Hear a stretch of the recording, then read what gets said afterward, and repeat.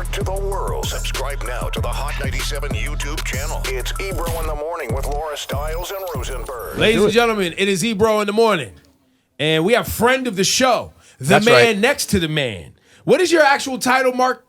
That's the Deputy Commissioner and Chief Operating Officer. He's our man, but he's the man next to the man. That's he's right. the Deputy Commissioner. Give it up for Mark Tatum, Queens, representing the borough of Queens. Queens. Brooklyn, come on now. Oh, wait. Come on now. Shawty, I thought it was He's Queens. Brooklyn. Queens, what up, fam? No, I'm East Flatbush, Brooklyn, New York. Yo, Shawnee been saying Queens this whole time.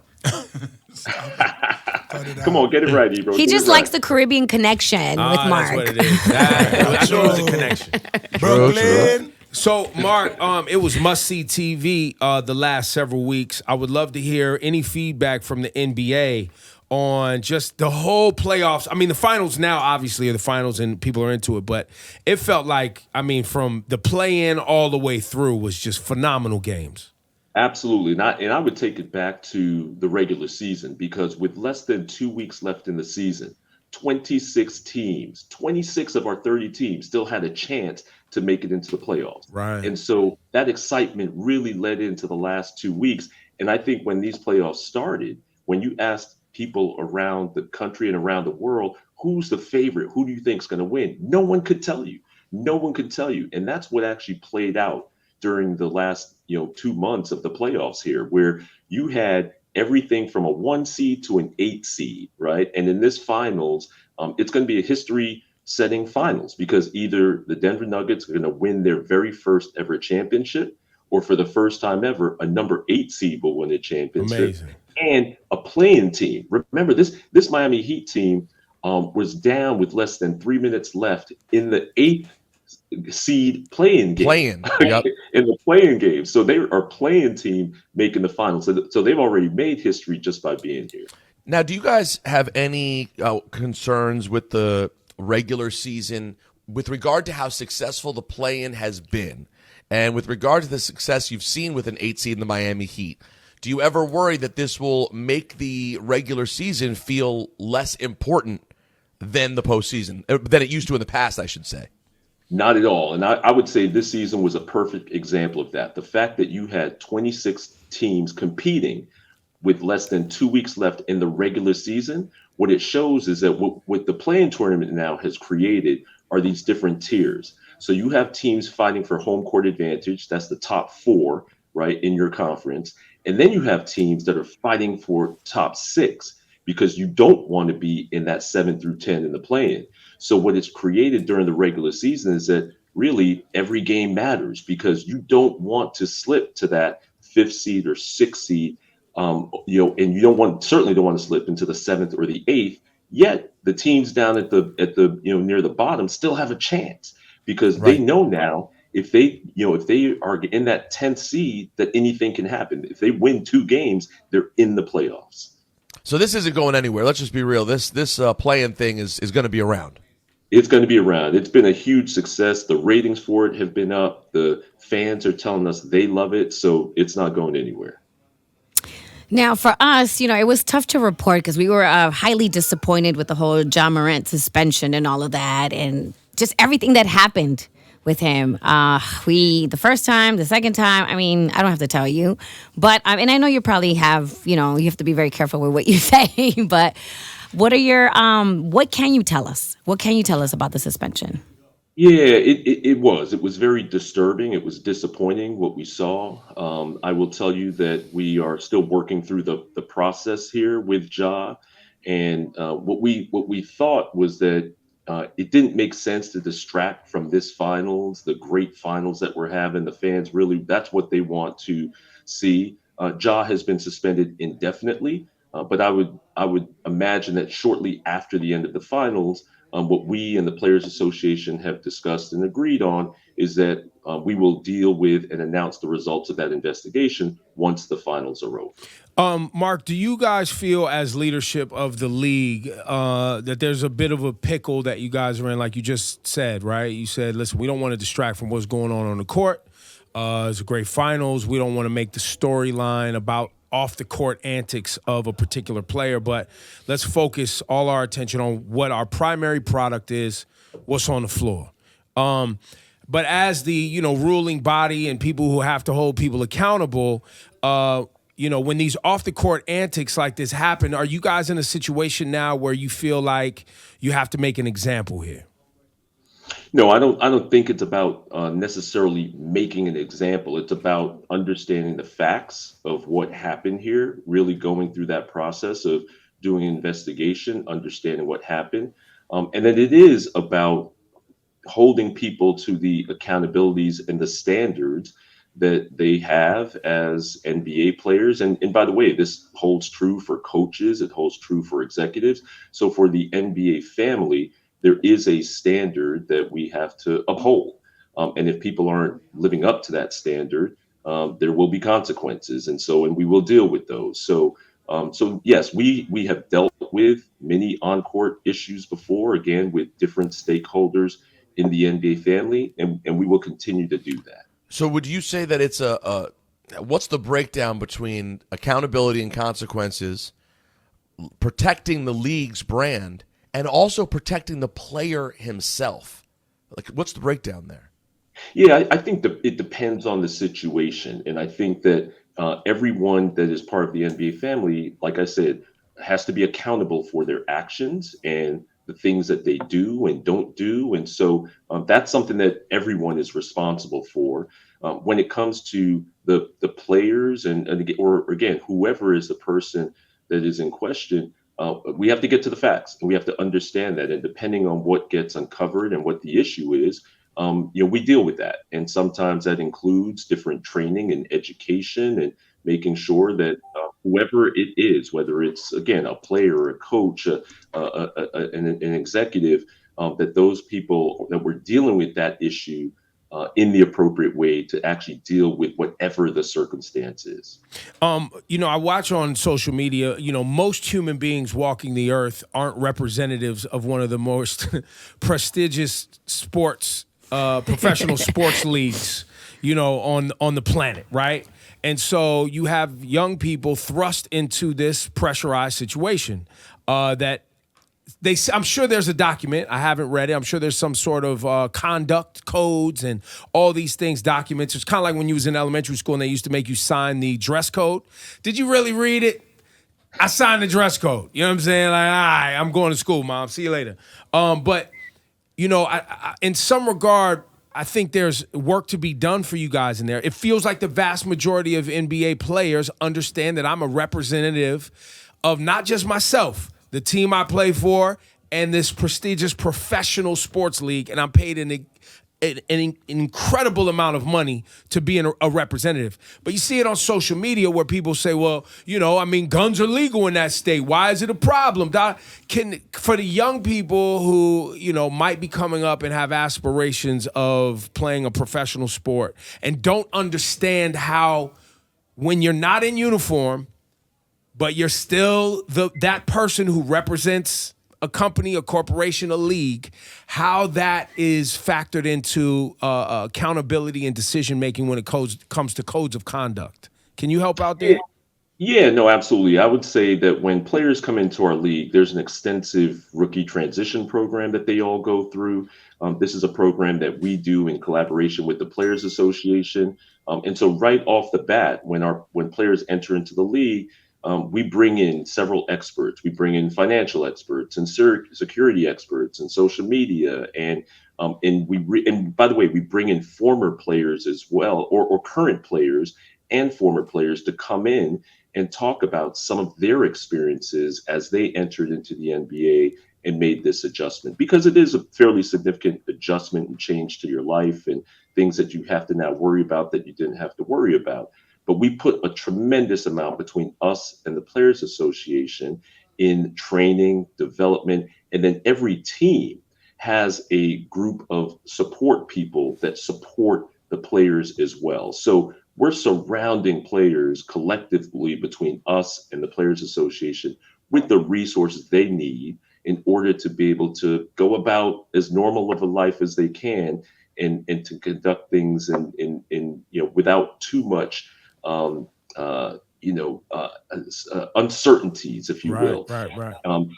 So there is a tremendous amount of training there. I will tell you, I think overall, when you look at our players and the 450 players who are in this league, I mean, for the most part, they are carrying themselves well. They're giving back to their communities. They're role models in their communities in so many different areas, whether it's education or healthcare, social responsibility, criminal justice reform. I mean, they're very active, using their voices in positive ways. So, but again, sometimes we have to deal with particular situations that arise that don't live up to the standards that we have of the NBA family. Listen, it's a tough gig. I know for young people to get that much money that fast and that much stardom that fast.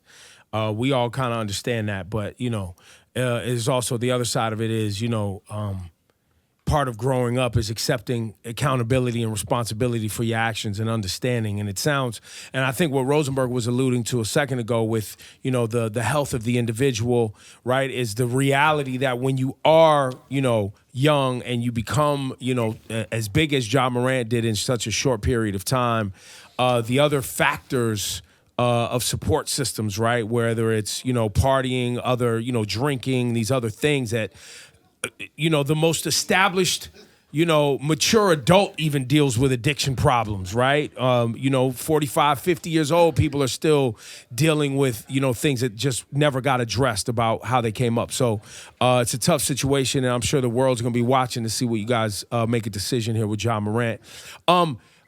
Can you talk about, there's so much story in the NBA about who's coming into the league next year. I mean, this feels like a huge season of draft that's on you guys. How are you guys seeing it? What players and what kind of conversation are you guys having? Ebro, you talking Wemby talk? You want to talk Wembayana talk? I mean, there's so much. There's a lot of other guys. Wembayama's the big story, but there's a lot of other guys too. There are. I would say Wemby is taking up a lot of the attention. This is the 7'3" French kid who is just, by all accounts, I mean, he is a unicorn. He's doing stuff that people at 7'3" generally don't do. He can shoot, he can dribble, he can pass. Many people, one of the social media highlights that went viral was he missed a 3-point shot, got his own rebound somewhere around the free throw line, and dunked it from there. There's not too many human beings on the planet that can do that. So, so there's a lot of excitement around him. There is so much expectation that's put on these young players. I think he just turned 19 years old. And so now I will say he's been playing professional basketball for a couple of years. And you see, guys like Luka Doncic, for example, who had the opportunity to play professional basketball in Europe, came in, had an immediate impact, and is having an immediate impact on the league. So I think people think that Wembayama can have that sort of impact. We had the chance to meet him at our game in Paris in January, and he's every bit of 7'3" tall. And he's a great kid. They're not lying, is what you're saying. They're not lying. And he's a great kid, too. I mean, very well-rounded, good head on his shoulder, great family. So I think there's going to be a ton of excitement. And for those fans that don't know him yet, you will know his name. Scoot Henderson is another name that people are talking about. Scoot played in our G League Ignite team the last 2 years, and one of the big matchups throughout the season was a G League Ignite team against Wembayama's team from France. Right. They played in Las Vegas. Scoot got busy, though. Scoot got busy on Wembayama. Yeah, that was a big story. He did. So that's the wonderful thing about this league, Ebro, is that there's always this next generation of talent that comes into our league. Well, and even right now, you're looking at the Miami Heat, right? How many of those guys on the Miami Heat? Vincent, Martin, those guys were G League guys, I think, last year. Yep, all undrafted G League guys who have come in, and they're demonstrating that if you have game and if you have heart, that you can compete at the very highest level. So, it's amazing. And by the way, Jokic was a second-round draft pick. And that's right. End up being one of the greatest centers of all time. So the talent is so deep right now that we're really, really lucky to be seeing this. I mean, I think this is the golden era of basketball with the amount of talent that we have in our league. Yo, that's a big statement, Mark. The golden era. I mean, golden era is big, but you're not wrong. Think about how many the title superstars thrown around a lot, right? You have people who are super, super close to basketball and they throw around oh, he's a superstar. He's got superstar potential. Oh, no, he's going to be a superstar. And superstar for me, it has levels, right? You could be a superstar in the NBA and then you can just be a basketball superstar, right? LeBron James is a household name. Kobe Bryant, rest in peace, household name. That's a different level, right? Steph Curry, household name. Kevin Durant, household name. But you got, it takes years to get to that. A lot of people rush to call people superstars just because they had a great season. Mm-hmm. How does the NBA view kind of like the management of the I guess the superstar talent and how you guys see the faces of the NBA? Yeah, I think the fans decide that, right? So for example, in this year's finals, a lot of people were predicting, because last year was Golden State and you had superstars like Steph and Clay and Draymond against the Boston Celtics with Jason Tatum and Jaylen Brown. And a lot of people were predicting that the ratings would actually fall off pretty significantly. And the ratings have been just as good as last year with Denver and Miami. Now, then in Denver, you have a true star, one of the greatest players to play the game in Nikola Jokic, a two-time MVP, Jamal Murray, who put up a 30-point triple-double last night, right? So I think fans are saying, wait a minute, last night, Jokic and Murray did something that no other pair of teammates have ever done in an NBA game, regular season or playoffs, a pair of 30-point triple-doubles in the same game. So fans appreciate that greatness. And, if you didn't know who Jamal Murray and Jokic were, now you do. Right. Now you do after that game tonight. And I think they've now attracted a whole group of new fans that go, wow, these guys are incredible. Jimmy Butler's been doing that. Jimmy Butler was, again, the last round pick in the first round. But Jimmy is just an incredible player and has so much heart. And his story too. I think fans love the stories of these players and the adversity that they go through. The Caleb Martins, the Gabe Vincents, right? The G League guys. People can relate to that. And I think that's what makes the game so compelling, is you don't have to rely on the traditional quote unquote superstars. Is that there's so much depth of talent. There's so many great stories of players who are great talent, but great stories in our league today. Now, on a personal level, Mark, I got to ask you, what was the experience like last year when the commish was under the weather, and during the NBA Finals, you were the man presenting the trophy? Like that had to be a pretty cool, just personal experience for a kid from Brooklyn. It really was. I mean, I felt so bad under the circumstances where Adam couldn't make it, but he called me up and he said, "Hey, unfortunately, I can't be there, but I know you're going to do great. You're going to kill it." So he gave me that confidence to go up there. And one of the things, the piece of advice that he gave me and that others gave me, said, it's not about you. It's about these teams. It's about these players. And I really did appreciate that in the moment, being down there on the court, on the stage with the players, and to see the elation that they felt, because I knew how hard they worked and how hard it is to go through an 82-game season and win 4 more at the end. That's a hard thing to do. And you feel it right there. And so I couldn't help but feel that elation and joy that they all felt. But it was a really, really special moment. Ladies and gentlemen, this is the Deputy Commish. Our guy, Mark Tatum, representing the NBA. Who you got winning the series, Mark Tatum? Oh, let me tell you, I'm not going to predict. I'm not going to predict. No. I mean, think about it. Think about it. Everyone, again, people have counted out Miami time and time again. They counted them out of the play-in tournament. They counted them out against Miami. They counted them out against the Knicks. They counted them out against, Boston. They were up 3-0 against Boston. So you're going with Miami?